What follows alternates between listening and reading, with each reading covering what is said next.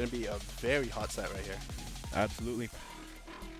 Last best of 5 here. I believe both these players are 2-0 right now, so I feel like this is pretty much the tiebreaker for who's going to make it out onto the winner's side of the pool and whoever has to go through the gauntlet phase. I believe Cedric is actually 1-1. I think he lost to Diamond BC if I'm not mistaken. Oh, he lost to Diamond BC, so I believe Omega Raider just needs to win this one and he gets just to get out of pools on the winner's side and lead, knocking Cedric into the loser's phase. We can double check. We can fact check it later. For sure. But right now, we're seeing a strong start from Cedric here.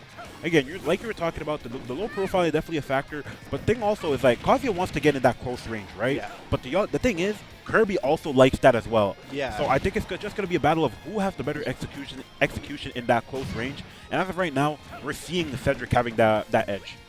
And Kirby's definitely a character who struggles to approach a lot, but that's not going to be a factor against Kazuya, because he needs to approach you as well. Yep. And we're going to see that big raid drive, getting it pretty much to an even game right here. Both of these guys at kill percent right now.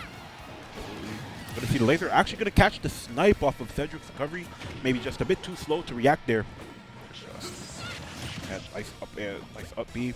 But you can definitely see the way the tides can change so quickly. Like we saw that strong start coming out from Cedric, and it quickly shifted to the favor of Omega Raider, who's going to take that first stock. Yeah, especially with that rage arts. Just holding this corner right now, but Cedric finds himself back in center stage. He's going to have to get this stock off soon if he wants to make something happen here. Absolutely.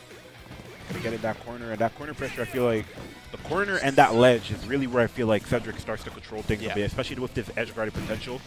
But I'm liking the way Omega Raider has been shifting it, and the way he shifted into that, shifted into high gear for that F smash. It's gonna give him a commanding lead right now. We're definitely seeing the execution on point in the favor of Kazuya Mishima. For sure. And there's the electric. Kirby definitely probed to VC stocks early, but Cedric gonna go ahead and find that back air at center stage and take it out like 150 here. He has 2 whole rage jabs to get through, but you can't count Cedric out. I think we can count him out. Right? We go ahead and count him out right there. That's commentator's curse. Yeah, commentator's curse going to catch on, and that is a JV2 for Omega Raider for the first game. Arm folded means business. Let's go. I can't imagine we see the Kirby again at least next game. I feel like we're going to go ahead and get the switch to Paulo right here. I'm not too sure because I've seen Cedric take some beatings like this before and still remain Kirby and just adjust to the playstyle. I think that's usually how it goes. But I wouldn't be surprised if what you said just stands true and he just switches over to Palutena and as we can he is going to stick with the Kirby. We're going to go to Call Bastion right here. I feel like this is a pretty good stage for Kazuya, but the monoplat definitely going to be a pretty big advantage for Kirby right here. He's going to get a lot of platform extensions off that.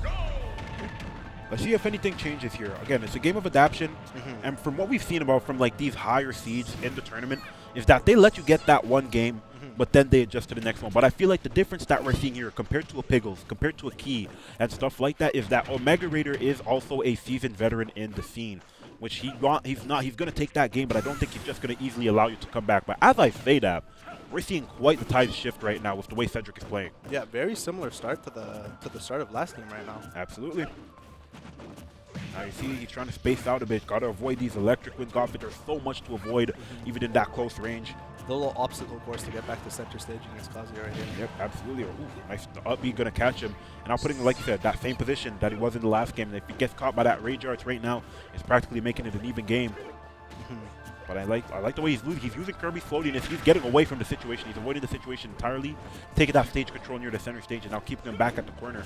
I think one more good hit should take out Kazuya's rage drive. Is it gone? No, it's not gone just yet. I think one more hit should do it. There it is. Literally one more hit.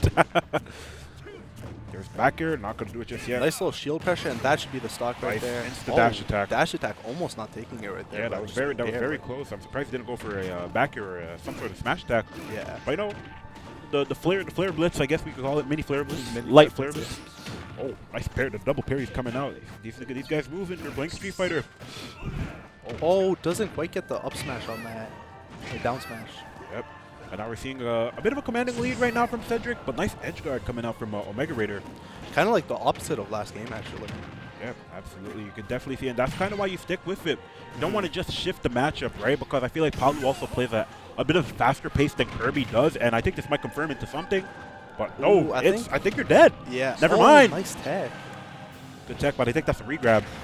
And wow. That bit of a weird trump, because I'm pretty sure he wanted to go for back air, but regardless of what situation that was, the stock was taken. The deed was done. And now Cedric finds himself with that huge lead that Omega found himself with last game. Absolutely. And my goodness, we're seeing the opposite end. It's the Uno reverse card right now. Here are the combos. You see Kazuya tossing out. Kirby is dishing out some damage. Hey, like, do not sleep on the Timberlands, man. It's crazy. Nice back air. Huge back air right there. How does Omega find himself back to stage? Ooh, that F tilt was the right read. Just a bit better spacing could have done it. That's the Cedric classic, man. Yeah. Oh, and he tries to go for it again, and the dash attack going to go ahead and take it at 150. Kazuya giving him a quick pause on the sucking motion, bro. And, not confirming it to that down there. It's the confirm. down smash. The second time does it, and we are tied at 1-1. 1-1. Honestly, very opposite games. We saw a very dominant two-stock right there for Cedric. In first game, we saw a very dominant two-stock for Omega. Yep. As you predicted, this is a hot set. This is just the way these things go. Yeah, for sure.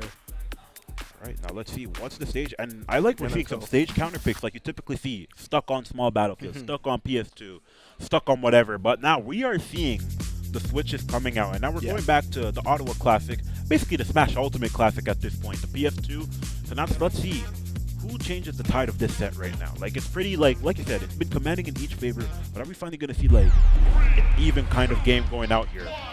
This is also a very big game because you win this game, you guarantee yourself your counter picker's advantage if it goes the mile, you know? Absolutely, and as we're seeing right now, Cedric is putting his work into motion. And I think what I also like about Cedric's pressure is he's just not letting, like, Omega Raider get some openings to get, like, the Kazuya damage in, even if he's missing, like, even if he's, like, just jabbing on the shield. He's not hitting the shield pressure enough to the point where, like, Kazuya could just get out of shield and electric wing God Fist you. And a lot of Omega's like offense comes out of those like parry on aerials into electric, and then he just takes the stock off of that. And we haven't seen that really at all. I see a bit of a circle camp right here because you are at kill percent from Rage Arts right now. And now the Kazuya juggling. Great. I like the adjustment from Omega Raider there because typically you just see Kazuya remain on the ground and wait for them to touch the ground. But he said, you know what? If you're not going to come to me, I'm going to come to you. And that's what he's doing right there. Gets the spot dodge. Crazy spot dodge right there, and also going to knock out Rage Arts. And back air catches the back air. Nice. Very clean coming out by Cedric right there. Absolutely, but there's the up B out of shield. We haven't seen enough of it right now, but whenever it does work, it does work. We're at a perfectly even game right now. It's the most even it's been so far. It's the PS2 curse. But now Omega kind of looking to extend that electric combo right there. Going to get hurt for a little bit. There's the combos coming out. Both these characters, when they hit each other, they're taking around 60%. You can see it. But Kazuya definitely gets a bit more off the stray hits than Kirby does. That was a weird, weird situation. Oh. Nice. Wow. I thought he was going to go for the back air. Switches up for the forward air and the parry. That neutral air is kind of deceiving in how it hits, eh? Yeah. Honestly, very strong neutral air. You wouldn't expect that. And I've been seeing Cedric when he trumps and nice up smash out of shield. When he trumps, instead of going for the back air, he's been going for neutral air a lot more recently. Yeah, you can definitely drift a lot more as well. It's a lot less predictable.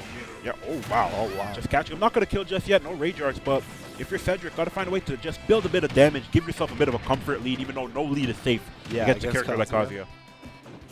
Right now, but he has him at the ledger here. Down air. Nice nair. Oh, wow. Unfortunate situation. No tech coming out on the stage spike. I mean, no way you can expect that one. Yeah, there was absolutely no way to expect that. Yeah, I think he might have even expected, like, he made more to chip them with the down air, but not going to get it. But here comes the Rage Arch. Now let's see if Omega Raider is going to build up damage first then use it, or if he's going to use it right away just to build up the damage. I mean, at the percent he's at right now, I feel like if he has an opportunity, he burns it. Yep. And there it goes. That the CV neutral we're talking about. I feel a Trump coming soon. Ooh, nice little fair to get himself out of the corner right there. Nice multi-jab. And you don't see jabs usually work on Kazuya because you have the tough guy. He has like a weaker one, so at higher percents, I believe it works. I don't think that's going to kill just yet because Cedric I don't think he had the platform either. Going to go for the safe back throw. Hold on. This is Next scary. grab should kill, though. This is scary. Oh. And I love how he held the shield a bit longer. Yeah, just in case. Know. The shield narrowly surviving that F smash. Definitely a big option neutral. I believe it was a missing foot for Omega right there. I know the percents were deceiving, but like we said, no lead is safe against Kazuya. And as you saw, if that F smash connected, he might have just died for that. He bet it all. We can definitely see Omega Raider has a bit of a gambling problem. Might be betting the over on too many of the players, man. But here we go. We're going into game 4, and Cedric 1 win away from taking this set. So let's see what goes on. All right, right back to PS2 right here. I like this stage. I feel like if I was Omega, I'd probably switch it up. That was a pretty tough loss. It was close, but I think I would still switch it up if I was him. Absolutely. Oh, okay. Still made it back. I thought it was dead. That was a DLC recovery right there. Yeah, absolutely. Only DLC is making that back, but what he's not making it back from is the Timberland to the face, Very 0 to death. 0 to death right there by Cedric, and now he seems to have fully adapted from the first game. It's night and day in this set now. Yeah, call him Maruaga, the way he's adapting. Now let's see. Hey, Kazuya is no stranger to 0 to death fighter. Oh, nice single jab into the down tilt. Kirby moving like a boxer with these kind of moves. And he is just putting on this percent. It looks like he's the one playing Kazuya at this point. Absolutely. Like, I feel like they just have such a similar game plan that the damage he racks up is just similar in ways to Kazuya, just not as explosive and no cutscenes. Yeah. Which, you know what? Kirby should have cutscenes. Yeah. Like, he deserves it. The legacy behind him, he deserves it. That would be so funny. Like, you get grabbed by Kirby, you get headbutted like that. Ooh, gets the electric at the back air from Omega right there. No lead to safe at 91%. Still has Rage Arts on deck, so your X factor is still a factor. And there it is on board right now. Oh, nice Ooh. down. Oh, doesn't quite get the down air right there from Cedric.